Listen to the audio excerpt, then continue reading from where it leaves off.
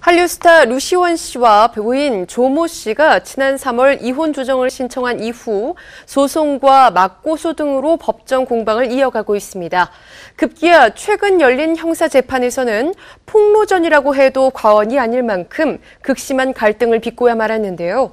자세한 소식 스포츠동가 윤여수 기자와 함께 알아보겠습니다. 안녕하세요. 예, 최근에 열렸던 공판은 류시원 씨에 대한 이 형사 고소건이었습니다. 네.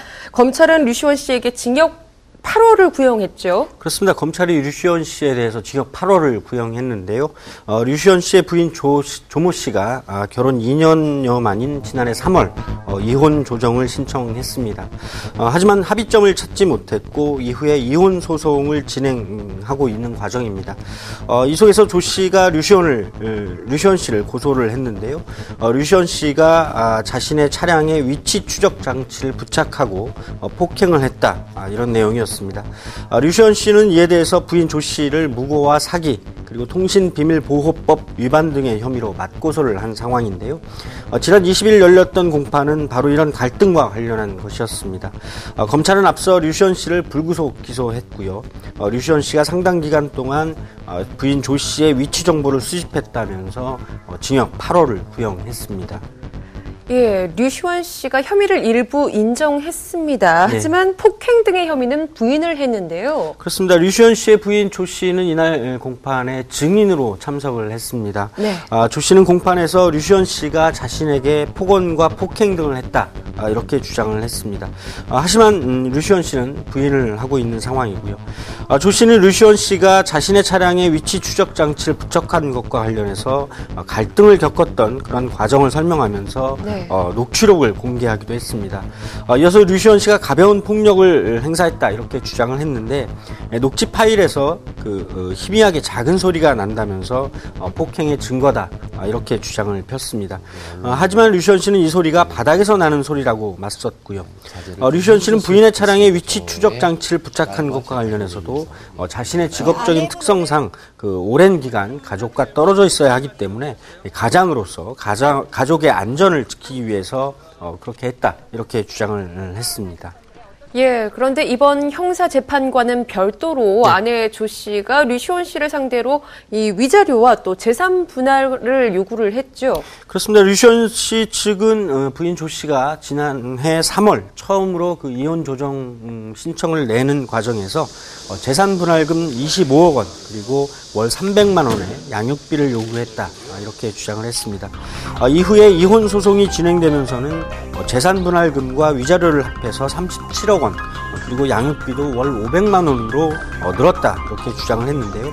하지만 조 씨는 양육비는 300만 원을 요구했을 뿐이다 이렇게 주장을 내놨습니다.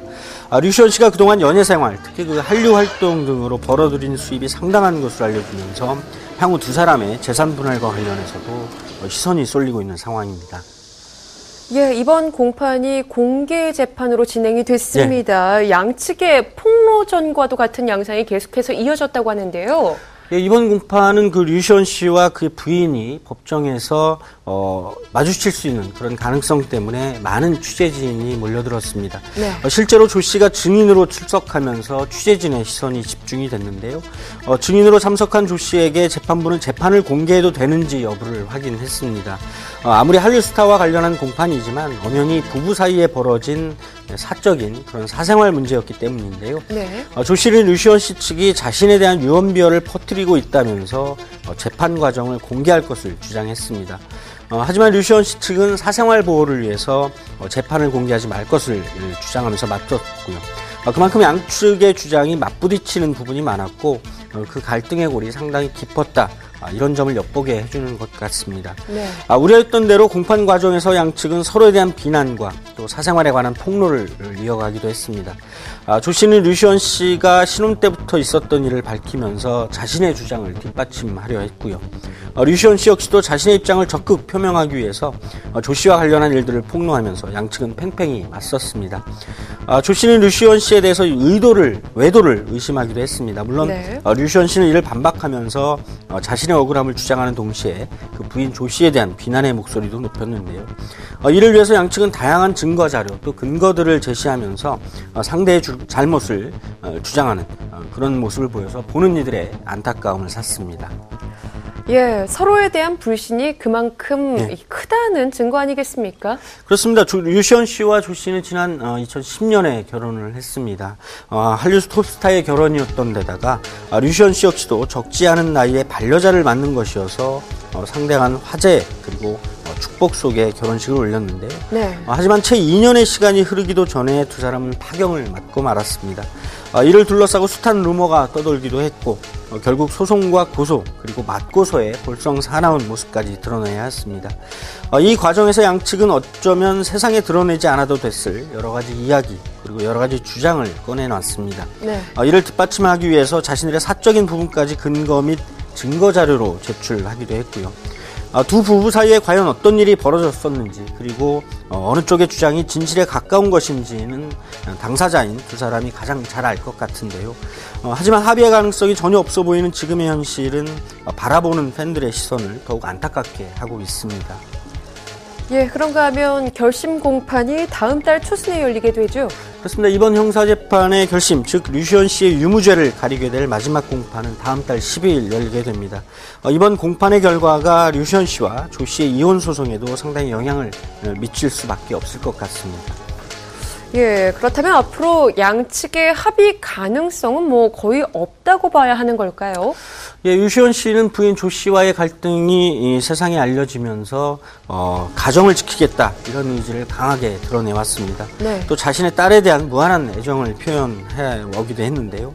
하지만 조 씨가 자신을 고소하고 자신 또한 그 조 씨에 대해서 형사고소에 칼을 빼들면서 양측의 갈등은 더욱 깊어지고 있는 것 같습니다.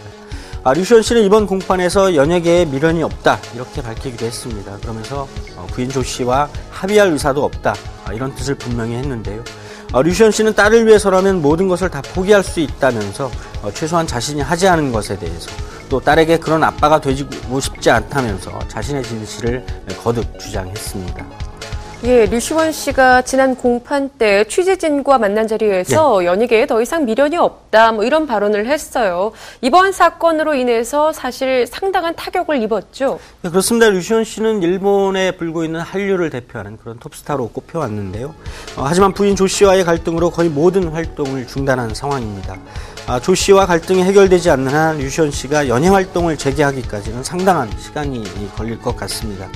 류시원 씨와 관련한 일련의 사건과 그런 과정을 지켜보는 팬들의 마음은 안타깝기만 한데요. 어떤 결론이 내려지든 간에 류시원 씨와 부인 조 씨가 받은 상처는 클 수밖에 없을 것 같고 향후에도 상처를 치유하기까지 상당한 시간이 필요할 것 같습니다. 네, 우선은 다음 달 12일로 예정돼 있는 류시원 씨의 선고 공판 결과를 좀 더 지켜봐야 할 것 같습니다. 양측의 입장 차이가 워낙 극심하기 때문에 극적인 합의는 좀 어렵지 않을까 하는 것이 중론인데요. 새로운 소식이 들어오는 대로 전해드리겠습니다. 오늘 이야기 여기서 줄일게요. 지금까지 스포츠동아 윤여수 기자와 함께했습니다. 고맙습니다.